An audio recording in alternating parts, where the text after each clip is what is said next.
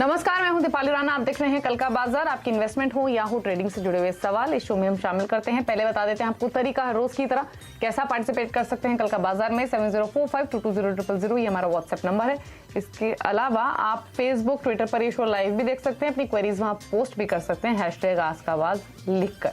हम social media से सवाल लाइव पिक भी करेंगे इस शो के दौरान। आज हमारे साथ डी स्ट्रीट विनर्स की रचना वैद्य मौजूद हैं। रचना से बातचीत करेंगे, लेकिन पहले बाजार को देख लेते हैं। शानदार ग्लोबल संकेतों से आज बाजार में रौनक रही। लगातार चौथे दिन बाजार बढ़त के साथ बंद हुआ। एक्सपायरी से पहले सेंसेक्स 630 पॉइंट चढ़कर 55,398 पर बंद हुआ, तो निफ्टी 180 पॉइंट की तेजी के साथ 16,521 पर क्लोज हुआ। सबसे ज्यादा खरीदारी आईटी, मेटल, एफएमसीजी स्टॉक्स में देखने को मिली। ऑयल एंड गैस स्टॉक्स में भी शानदार तेजी थी। ऑटो, रियल्टी स्टॉक्स में आज पूरा एक्शन यहां भी देखने को मिला। लेकिन एफआईएस के आंकड़े इंटरेस्टिंग है, जहां पर हम लगातार पिछले 2-3 सेशन से खरीदारी देख रहे हैं। इंटरेस्टिंग ये है कि ये खरीदारी अब और एक्सटेंड होती हुई दिखी, क्योंकि आज एफआईएस की ओर से जो खरीदारी का आंकड़ा है वो 1780 करोड़ का है। डीएस ने थोड़ा सा मुनाफा लिया है, 230 करोड़ की बिकवाली डीएस की ओर से की गई है। रचना से एक क्विक आउटलुक ले लेते हैं कल के लिए। रचना नमस्कार, स्वागत है आपका। पहले तो कल के लिए एक राय दीजिए। इंडेक्स पर, खासतौर से निफ्टी पर 16,500 के टारगेट्स की बात हो रही थी, वो तो हासिल हो चुके हैं। उसके ऊपर क्लोजिंग दी है, ये एक इंपॉर्टेंट बात है। दूसरी इंपॉर्टेंट बात ये है कि एफआईज ने खरीदा है, तो सेंटीमेंट्स के हिसाब से तो पॉजिटिव ही है कल की शुरुआत से पहले। क्या रेंज देख रही हैं कल, क्या स्ट्रैटेजी रहेगी निफ्टी पर? जी गुड इवनिंग। और मेरा ये मानना है कि नेचुरली अभी हम 2-3 दिन से अच्छी रैली दिखा रहे हैं, तो माइनर पुल बैक को रूल आउट नहीं कर सकते, and that is the first point. और कल सुबह ये पुल बैक आता है कि नहीं आता है, दैट विल डिपेंड ऑन कल सुबह जो ग्लोबल सेटअप होगा। उसमें अगर कोई पुल बैक होगा तो हम भी पुल बैक करेंगे, क्योंकि ड्यू है, उस बात का कोई सेकंड थॉट नहीं है।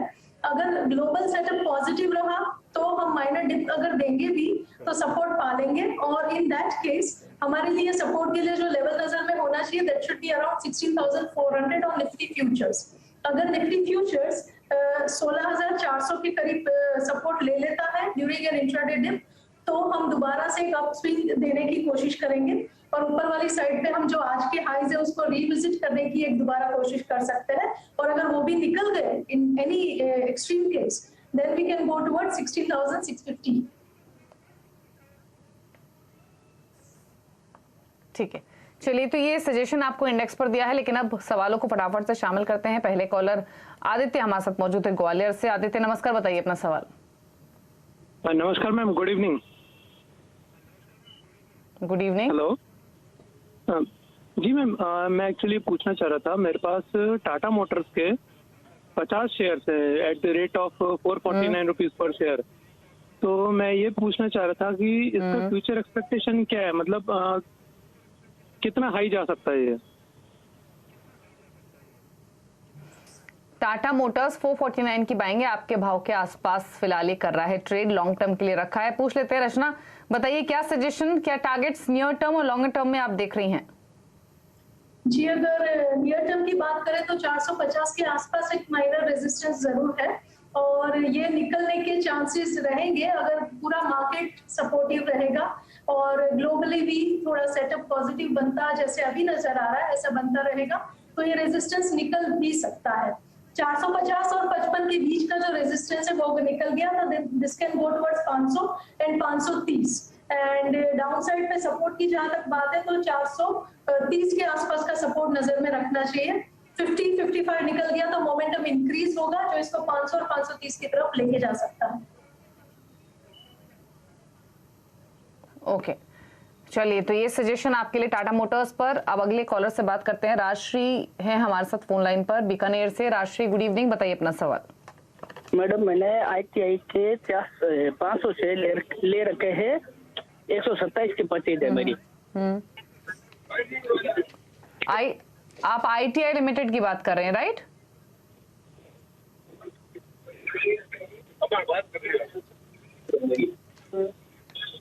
ओके, आईटीआई के स्टॉक्स हैं इनके पास, 127 की बाइंग है, 123 पर ट्रेड कर रहा है, तो थोड़ा नुकसान, इनके भाव से थोड़ा नीचे ये स्टॉक फिलहाल कारोबार करते हुए। क्या सजेशन होगा? जहां तक आईटीआई की बात है, ये काउंटर काफी गिरने के बाद अभी शार्प अपस्विंग देने की कोशिश में लगा हुआ है, और यहाँ पे भी सिमिलर सिचुएशन है।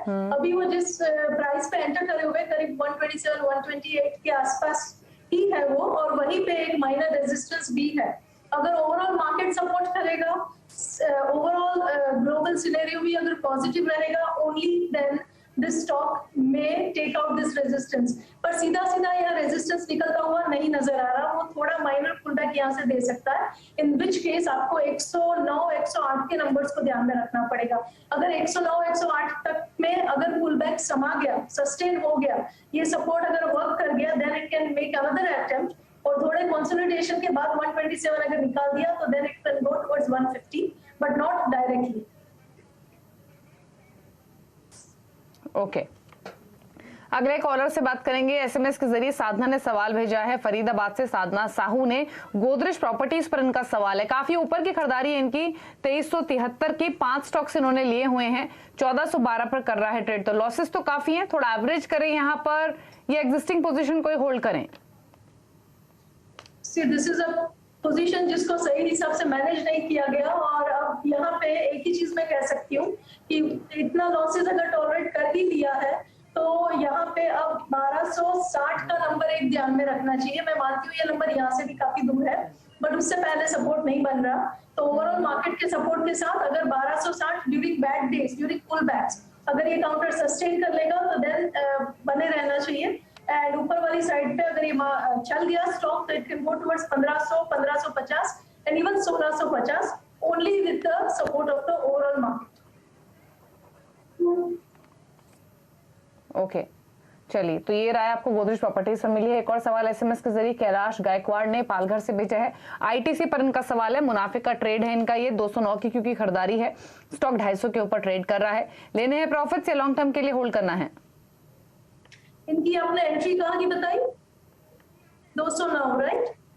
2009 हाँ 209 सॉरी 209, तो इनकी एंट्री बहुत अच्छी है एंड स्टॉक वैसे भी बहुत ही स्ट्रॉन्ग अप मूव में है, तो इनको अपने पोजीशन को बना के रखना चाहिए, दैट गोज विदाउट सेइंग।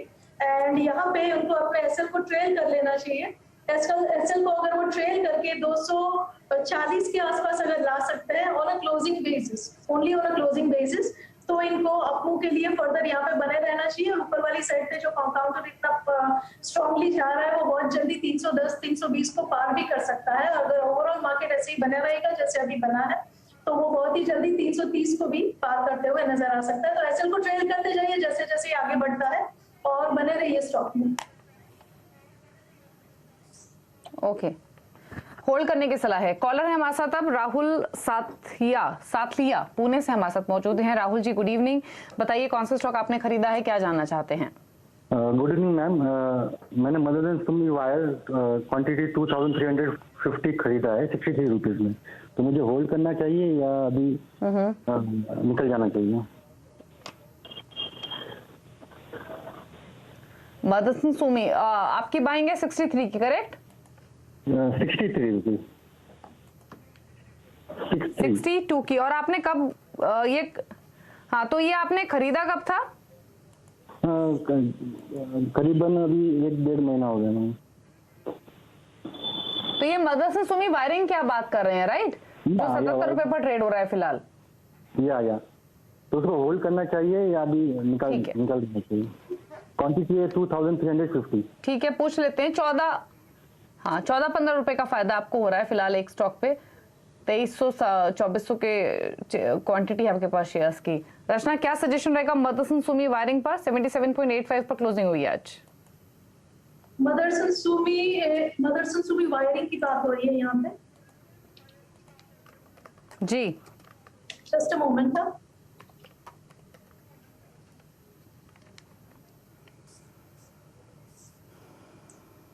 अगर मदरसन सुमी वायरिंग की बात करें, इनकी एंट्री जो है 63 के करीब है, तो एंट्री से वो ऑलरेडी प्रॉफिट में है और उनको अपना पोजीशन जो है होल्ड करना चाहिए। अपने एसएल को इनको ट्रेल करके करीब 73 पे ले लेना चाहिए। काउंटर पॉजिटिव साइड पे चल रहा है तो चलने देना चाहिए, 73 के एसएल के साथ बने रहे। ऊपर वाली साइड पे अगर ये ऐसे ही चलता रहा तो it can go towards 85 and 90 very soon. Okay, ठीक है, चलिए, तो होल्ड करने की सलाह है फिलहाल, यही सजेशन है आपके लिए। अगले कॉलर से बात करते हैं। अब हमारे साथ मितेश पटेल हैं पतन गुजरात से। मितेश जी नमस्कार, बताइए। हेलो मैडम, मेरे पास कैम से 75 जी। ओके, बताइए आपके पास क्वांटिटी क्या है कैम्स की, कितने प्राइस पर आपने ये शेयर्स लिए हुए हैं? हेलो, हाँ बोलिए।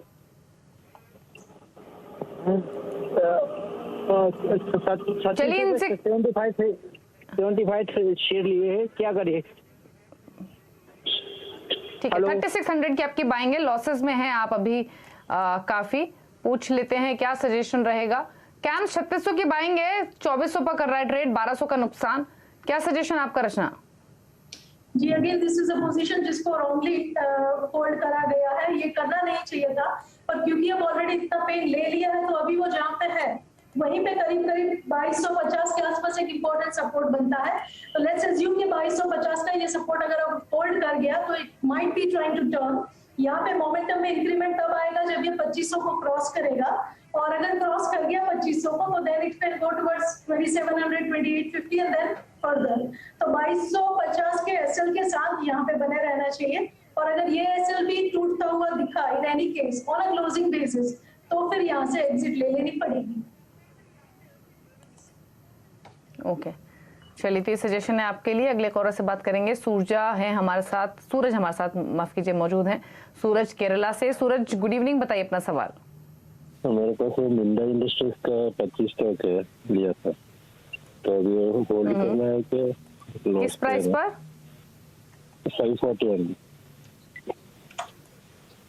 541। ठीक है, पूछ लेते हैं। मिंडा इंडस्ट्रीज 521 पर बंद हुआ है, तो इनके भाव के आसपास ही है, बहुत ज्यादा नुकसान तो नहीं है बट थोड़ा नीचे है इनके खरीदारी के प्राइस से। क्या सजेशन रहेगा मिंडा इंडस्ट्रीज पर? यस, इनके प्राइस से थोड़ा सा नीचे जरूर है, लेकिन stock basically in an up है और यहाँ पे इनको बने रहना चाहिए। करीब करीब 490 का एसएल लगाना चाहिए। अगर ओवरऑल मार्केट सस्टेन कर गया और अगर ये काउंटर 490 सस्टेन कर गया on a closing basis, then in that case ये बहुत ही जल्दी 550-55 को निकालता हुआ ऊपर जाना कंटिन्यू करेगा, जहां पे वो 610 की तरफ जा सकता है। सबसे पहले अगर 610 भी निकल गया with the support of the market, then 630, 40 और 50 की बात करेंगे। ओके, चलिए ठीक है। अगले कॉलर से बात करेंगे। सूर्य है हमारे साथ दिल्ली से। सूर्य गुड इवनिंग, बताइए सवाल। हेलो, हाँ मैम, ये मेरा मनापुरम का स्टॉक लिया था मैंने 150 क्वांटिटीज, और ये 178 में लिया था मैंने प्राइस। तो अभी इसको क्या करना चाहिए, मतलब होल्ड पे रखूं या और ऐड ऑन करना चाहिए इसके लिए? तो आपकी बाइंग 178 के, इसीलिए नुकसान काफी हो रहा है। 93 पर ट्रेड कर रहा है तो 50% के आसपास का लॉस है। थोड़ा एवरेज करें कि यहाँ पर, या इसी पोजीशन को रखें, या एग्जिट करके कोई और स्टॉक ले जो इस नुकसान की भरपाई कर सके? रचना, अगर और स्टॉक में जाना है तो डेफिनेटली बहुत स्टॉक्स है मार्केट में जो ऑलरेडी एक अप ट्रेंड में है और वहां पे स्विच ओवर कर ही सकते हैं, एक्सक्यूज मी। लेकिन इन एनी केस अगर इनको इस पर्टिकुलर काउंटर में रहना है तो इतना पेन सहन करने के बाद right now again this counter is at a support and the support happens to be around 80 rupees. तो 80 और 85 के बीच का सपोर्ट क्लोजिंग बेसिस पे ध्यान में रखें। अगर ये सपोर्ट अगर होल्ड कर गया तो सम अमाउंट ऑफ कंसोलिडेशन में हैपन एट दिस लेवल। सीधा ऊपर जाए ऐसा नहीं लग रहा, लेकिन वो कंसोलिडेशन के बाद धीरे धीरे करके टर्न कर सकता है ये काउंटर और ऊपर जा सकता है, जहां पे 140 तक का रास्ता साफ है। तो कंसोलिडेशन होने दीजिए, और अगर ये लेवल टूट गया 80-85 का क्लोजिंग बेसिस पे तो फिर एग्जिट कर दीजिए।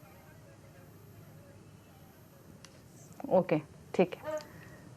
अगले कॉलर से बात करेंगे। अब राकेश हैं हमारे साथ फरीदाबाद से। राकेश गुड इवनिंग, बताइए अपना सवाल। हाँ, गुड इवनिंग दीपाली जी। ऐसा मेरे पास 100 शेयर हैं एक्सिस बैंक के 720 के रेट पे, और 100 शेयर हैं टाटा कम्युनिकेशन के 970 के रेट पे। तो अगले 3 महीने में इनका क्या प्रोस्पेक्ट्स है? तो आपने एक्सिस बैंक बताया, यहाँ आपकी बाइंग है 720 की। टाटा कॉम बताया, यहाँ खरीदारी है 970 की। आपका व्यू क्या है, कितने महीने का या लॉन्ग टर्म के लिए रखे हैं? 3-4 महीने का। 3, ठीक है। तो 3 to 4 मंथ्स का व्यू है। एक्सिस बैंक 720, टाटा कॉम 970 की बाइंग। बताइए Rachna. Axis bank is definitely looking good और यहाँ पे बने रहना चाहिए। और 3 महीने के हिसाब से अगर देखा जाए तो यहाँ पे 660 का एसएल होना चाहिए ऑन क्लोजिंग बेसिस, और ऊपर वाली साइड पे इसका टारगेट हो सकता है 790 एंड इवन 820। एंड जहां तक टाटा कम्युनिकेशन की बात है, for a period of 3 months तो अगेन ये काउंटर भी अच्छा प्लेस नजर आ रहा है। यहाँ पे एसएल होना चाहिए करीब करीब 850 के आसपास ऑन अ क्लोजिंग बेसिस, और यहाँ पे first target on the upside could be 1070, और 1070 अगर निकल गया तो फिर ऊपर वाली साइड पे ये 1150 की तरफ भी जा सकता है और 1200 की तरफ भी जा सकता है। लेकिन इनमें से किसी भी पॉजिटिव मूव को चलने के लिए ओवरऑल मार्केट के सपोर्ट की जरूरत पड़ेगी। तो अगर मार्केट सस्टेन करता है तो ही ये सारी बुलिश कॉल्स को कंटिन्यू करना चाहिए। ओके, अगले कॉलर से बात करते हैं। हमारे साथ अब रजत मौजूद हैं गोवा से। रजत, गुड इवनिंग, बताइए सवाल अपना। Good evening. मेरा सवाल है कि मैंने ना 817 अपने वेल्सपुन इंडिया के शेयर्स लिए हुए थे 26 जनवरी को, और अभी उसका एवरेज जो रेट है वो 148 है, और अभी जो अभी फिलहाल हुआ है वो 70 या किसी आसपास ऐसे चल रहा है। तो फिलहाल मैं अभी वो बेच दूं या फिर वैसे ही रखना है मुझे?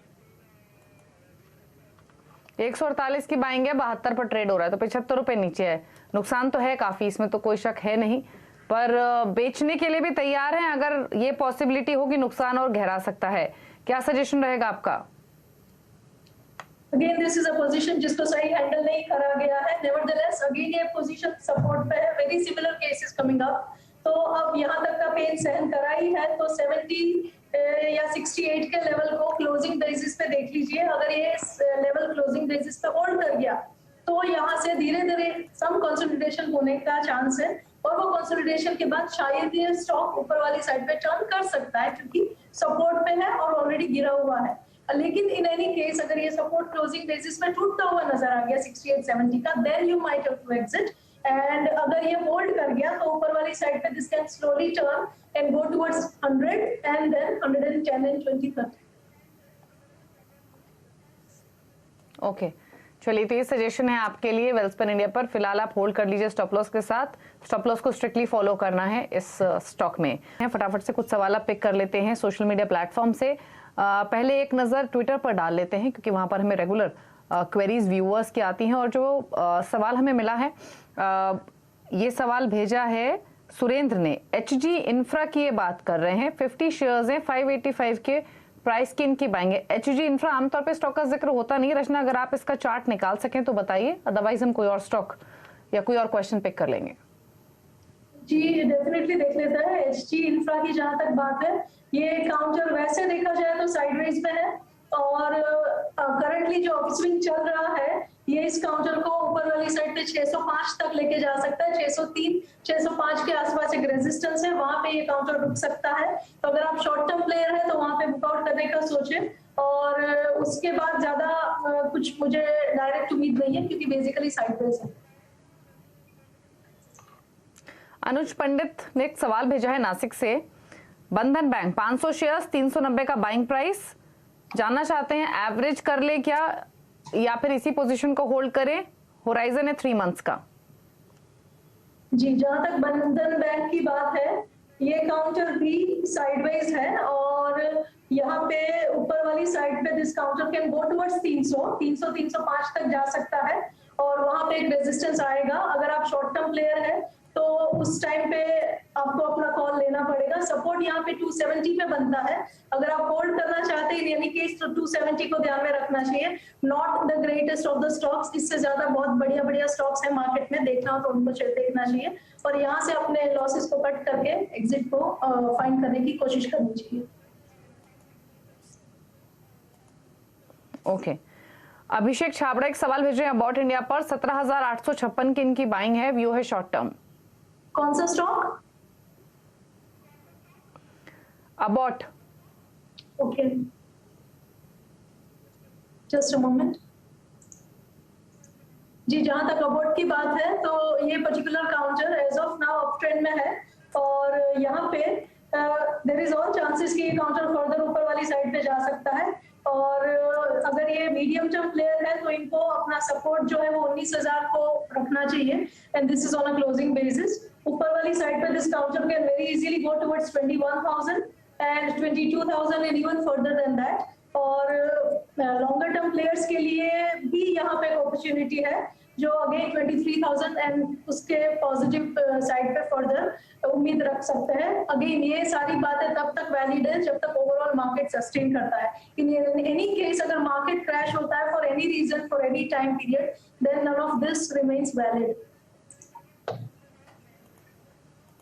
ओके, ठीक है।